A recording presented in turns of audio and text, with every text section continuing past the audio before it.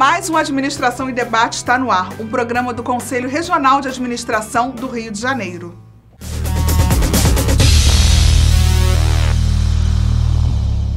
No programa de hoje, os espectadores de Petrópolis irão conhecer um pouco mais sobre a ciência da administração. Confira. A questão da influência da gerência sobre a saúde é o tema do presidente do CRA-RJ, administrador Wagner Siqueira. O presidente da Associação da Rua Tereza, Eduardo Dias, fala sobre o sucesso empresarial na região. Já os administradores Nayara Cardoso e Alessandro Paiva falam sobre o livro Gestão Estratégica e Ferramentas de Qualidade em Saúde, no Estudando com o Autor. As implicações da falta de gerência na saúde são muito graves, já que lidam diretamente com a vida das pessoas. Além disso, a falta de recursos pode comprometer ainda mais a situação dos hospitais públicos. Tudo isso é explicado pelo administrador Wagner Siqueira, na palavra do presidente de hoje. Confira.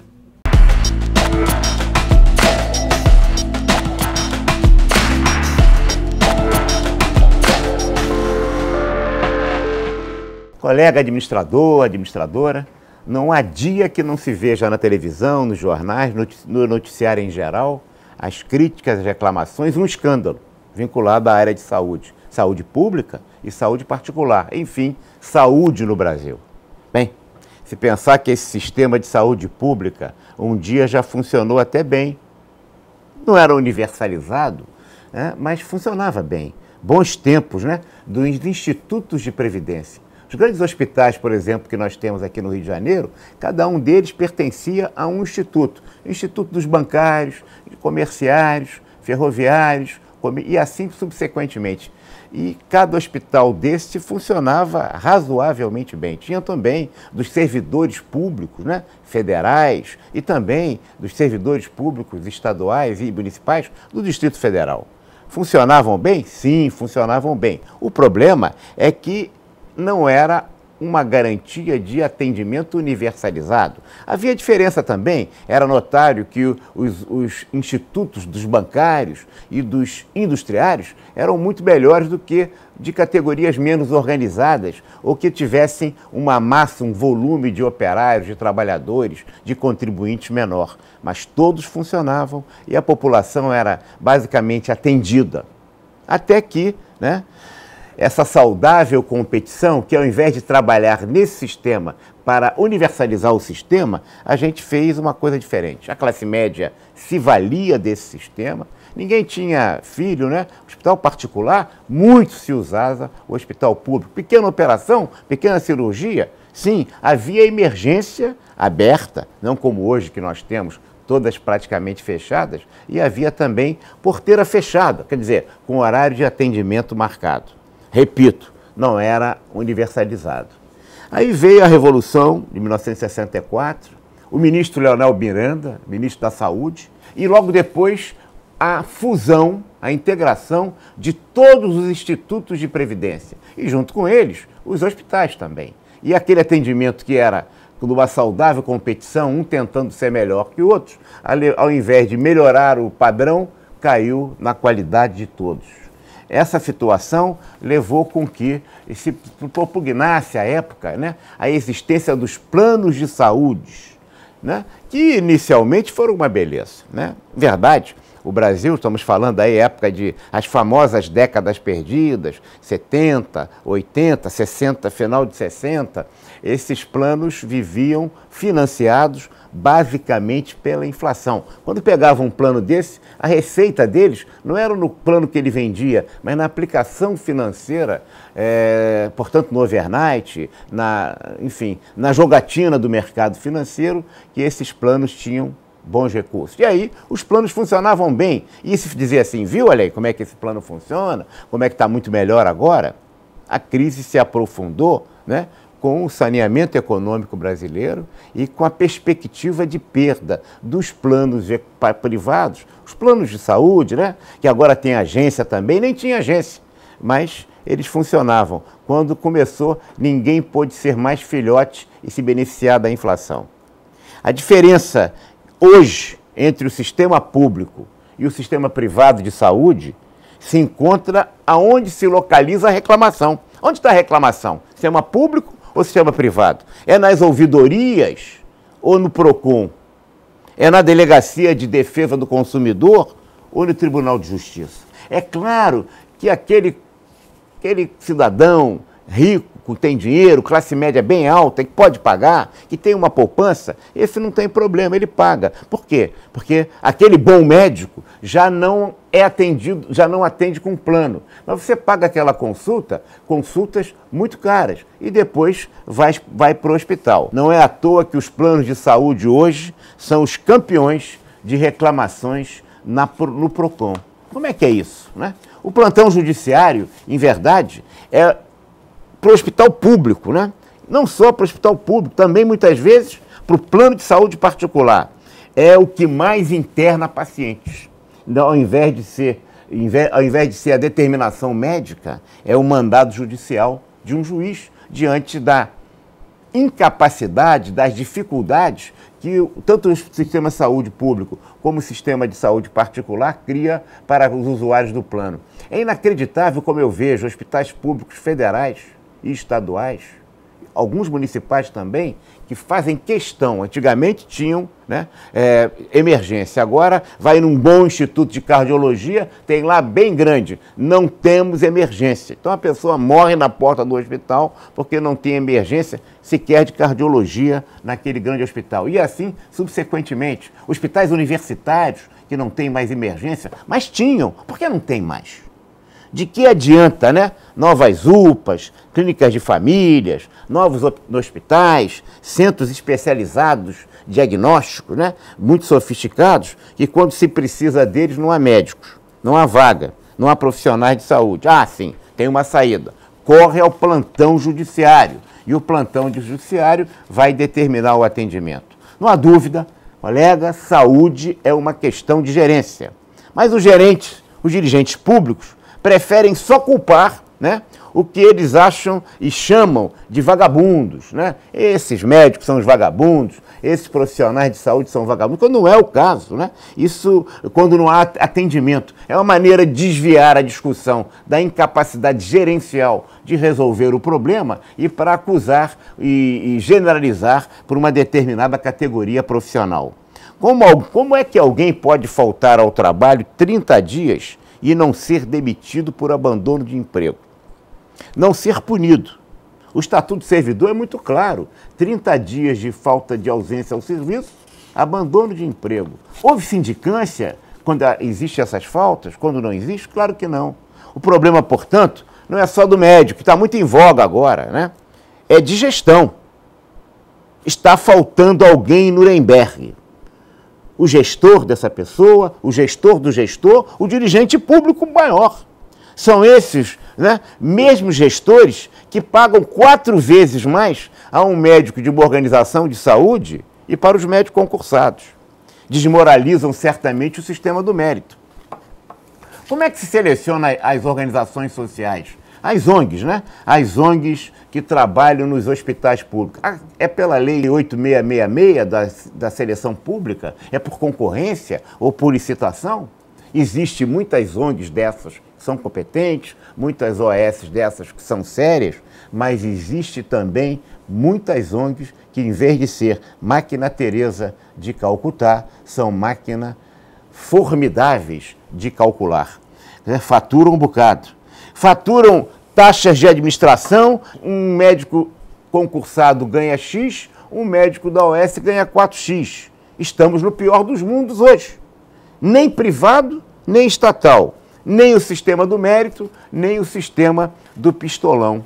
O pistolão político serve muito para conseguir vaga em hospital público, né? E o que acontece? Se nós temos um sistema que não funciona, vale o voto para aquele político, aquele vereador que consegue internar aquele cidadão que precisa da saúde, que precisa de um atendimento médico para ele, para o seu filho, para um parente, para um amigo, né? E a situação desagradável disso faz com que quem tem a mão na maçaneta, quem é capaz de abrir a porta faz com que esse tenha o voto. E esse é o clientelismo mais devastador, porque se precisa manter esse sistema sem ser democrático e igualmente aberto a todos, para que ele possa ser objeto da sanha do clientelismo e do fisiologismo político. Essa é a pior forma de corrupção, que é a corrupção dos hábitos, do comportamento, dos processos, das atitudes, da visão de mundo das pessoas. É preciso profissionalizar a gestão dos órgãos de saúde.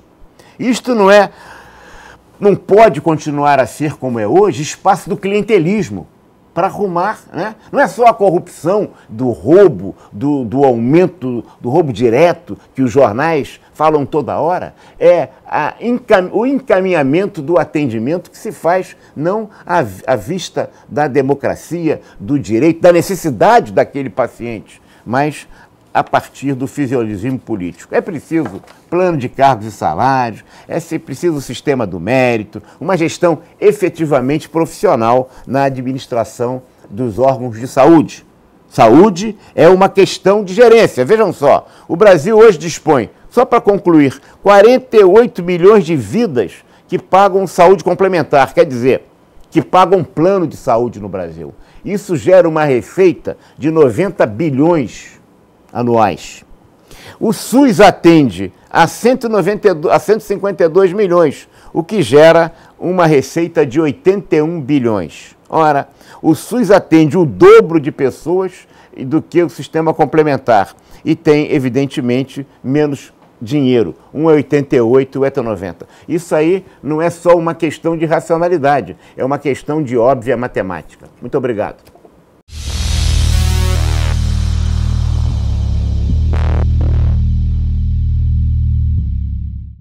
Você já conhece a Casa do Administrador? Registros profissionais, segunda via de carteira e espaço para cursos e palestras. Venha nos visitar. Nós estamos na Rua do Imperador, número 288, sala 1012, Centro.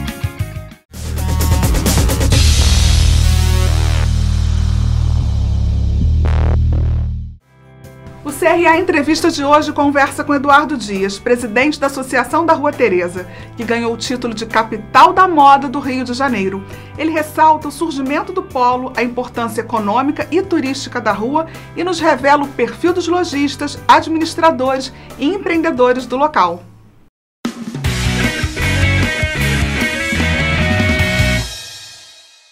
Criada no ano 2000, com a intenção de unir a força dos empresários para investir em propaganda e impulsionar as vendas, a Associação da Rua Teresa é hoje uma organização muito bem sucedida, parte viva do dia a dia econômico e turístico da cidade, como nos revela Eduardo Dias, presidente da associação. Ela representa hoje 15% a 20%, dependendo da época do ano, do PIB da cidade de Petrópolis. Ela fomenta hoje cerca de 40 mil empregos diretos e indiretos. E, sobretudo, ela gera a movimentação da economia também a nível de turismo, porque as pessoas que vêm para conhecer o museu e os outros pontos turísticos, elas sempre dão um pulinho aqui na Rua Teresa, que é um atrativo, com certeza, para todas as pessoas que gostam de moda, né?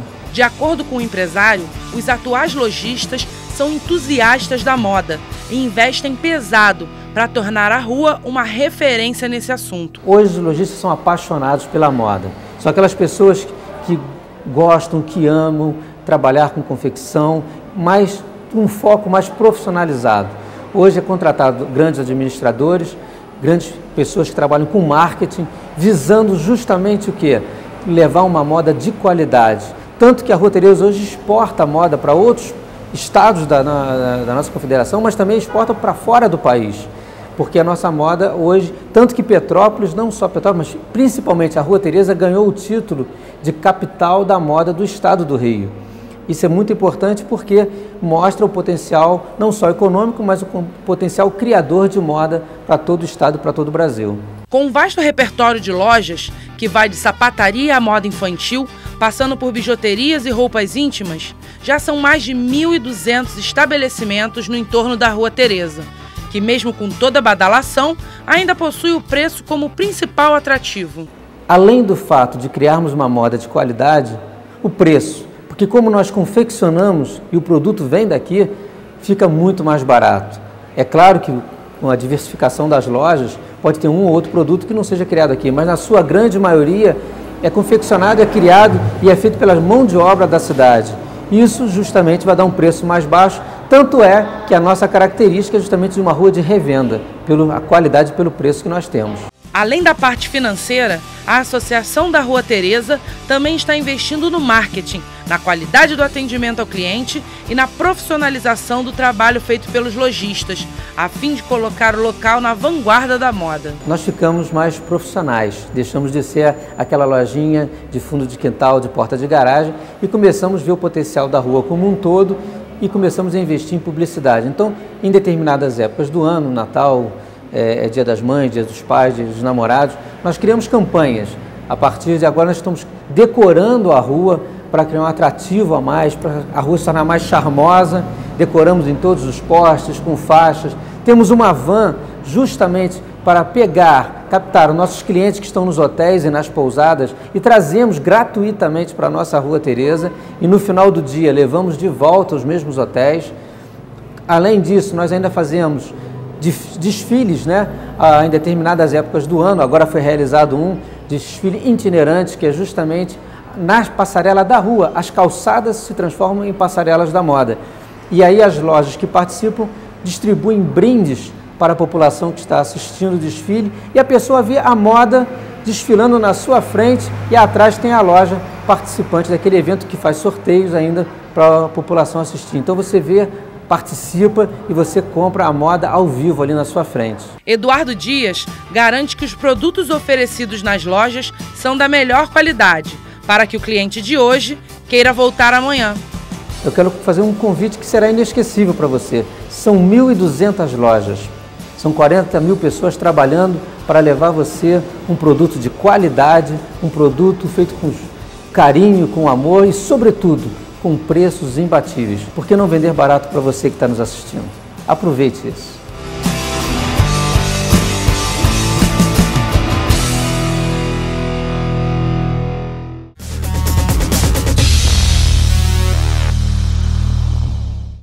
Você já conhece a Casa do Administrador?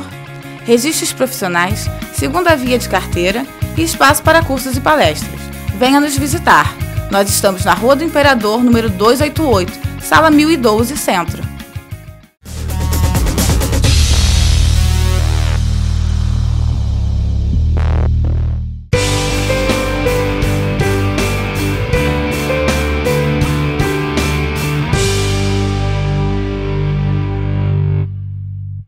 Olá, o projeto Estudando com o Autor hoje está com 2 professores, administradores e que tem um trabalho voltado para a gestão hospitalar. Nós vamos conversar com a Nayara Cardoso. Tudo bem, Nayara? Tudo bem, ótimo. Seja bem-vinda. Muito obrigada.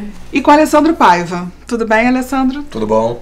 Então, para a gente começar a conversar sobre o livro, eu queria que vocês me contassem qual é a proposta da gestão estratégica e ferramentas de qualidade em saúde.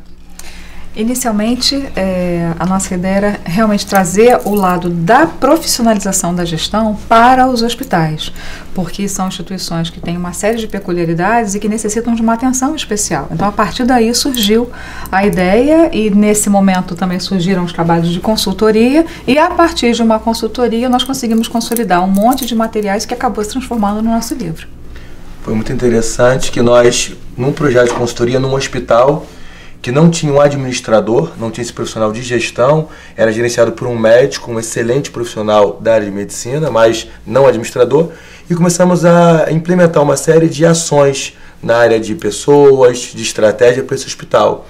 E fazendo isso, vimos que daria um bom material, né, de auxílio a todo gestor, todo administrador que tivesse interesse em entrar na área de saúde. Como a Nara falou, é uma área que tem uma série de peculiaridades, detalhes, especificidades. Gestão pública e gestão privada tem diferença?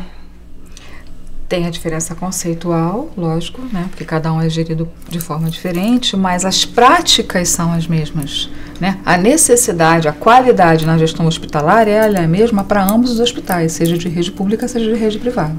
Então, nós entendemos, né, que esse livro ele é super útil para ambos os lados, porque a gente está falando de ferramentas de gestão e não especificamente de questões políticas ou nada que envolva nenhum desses assuntos de temas políticos, mas sim do funcionamento do hospital em si, né, e dessa relação que se tem com o cliente, né, a relação que se tem com o paciente, que a gente descreve bem no livro a diferença entre um e outro, a diferença voltada para a sociedade, os resultados que a sociedade espera e efetivamente toda a administração de recursos, né, porque todo hospital necessita, independente se ele vem de origem pública ou privada. A administração, como a Nara falou, independente de ser pública ou privada, vai envolver o quê? Vai envolver um processo de planejar, organizar, dirigir e controlar. Seja um hospital público ou um hospital privado, nós vamos precisar passar por esse processo, né? E a gente descreve principalmente o processo de planejamento, que é o primeiro no livro. E que está diretamente ligado à atividade do administrador.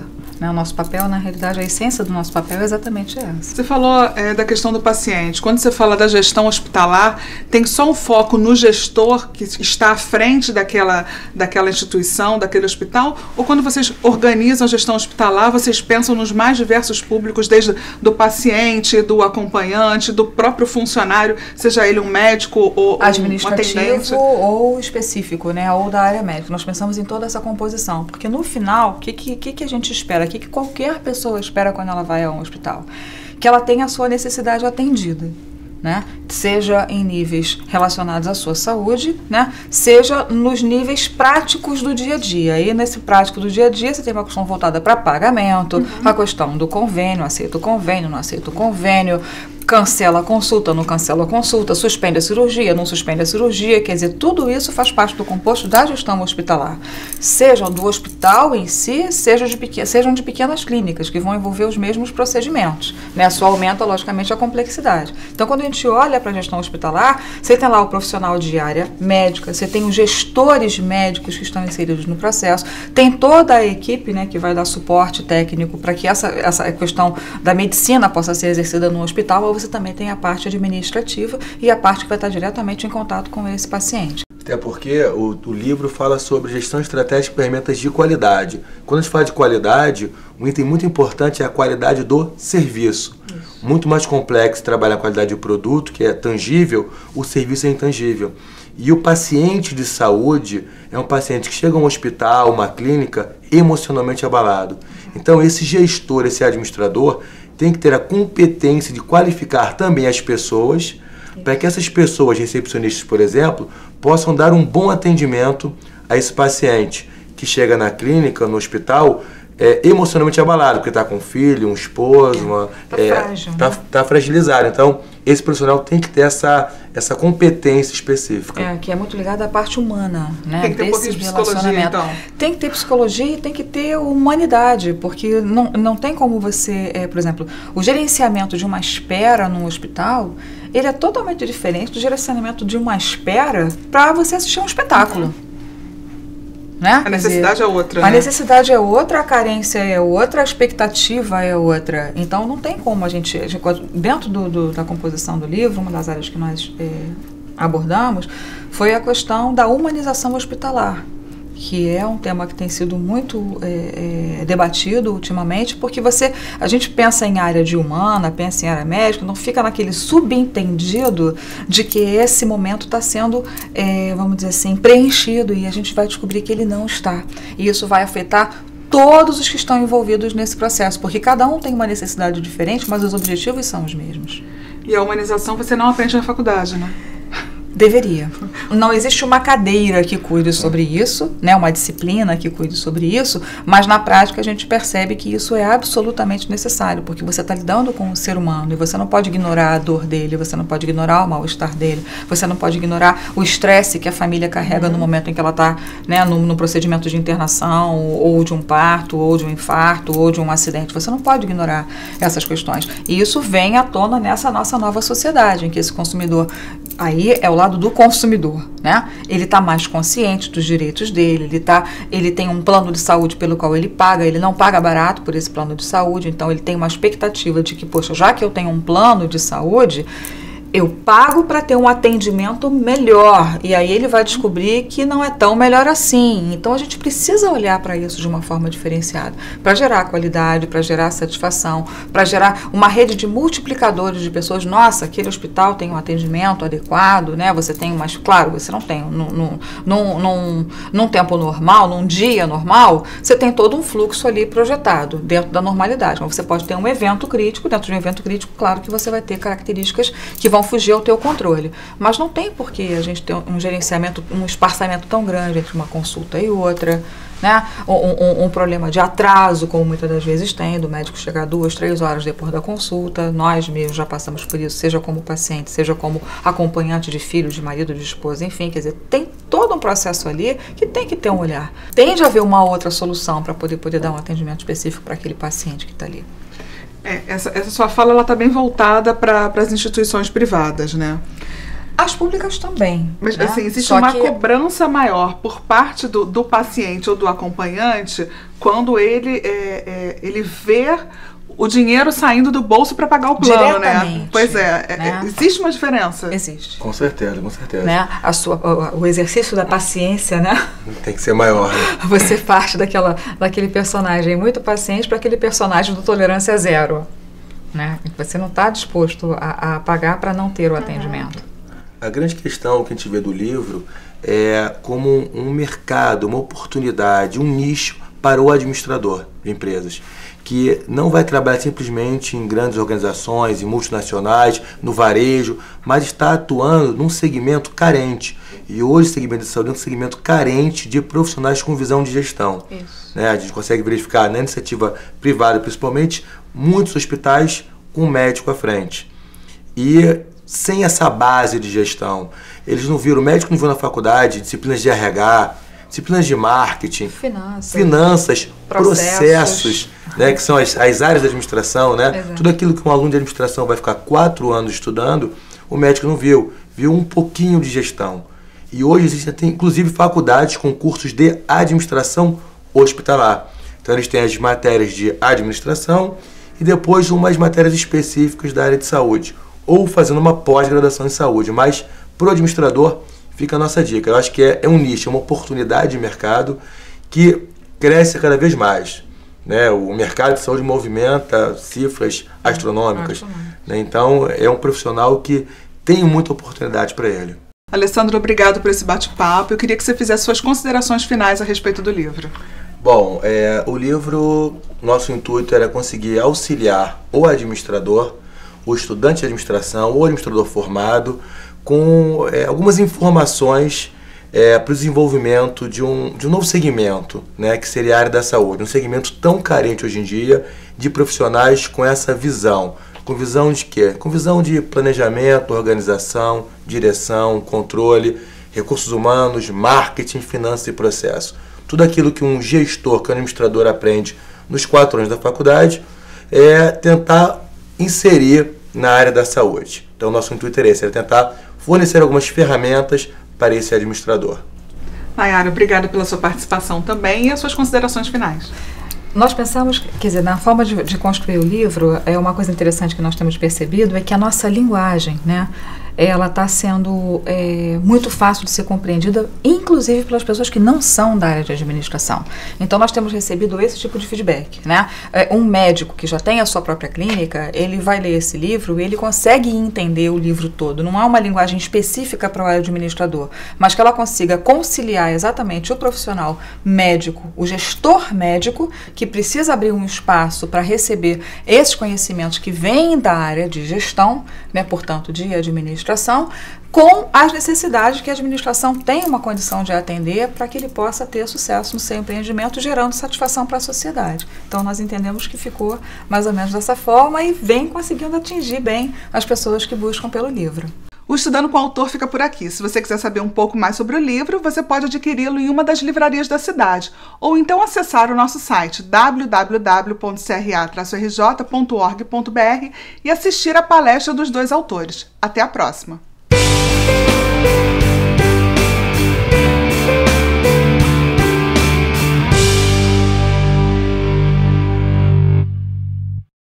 O Administração em Debate fica por aqui, mas na próxima semana tem mais. Até lá!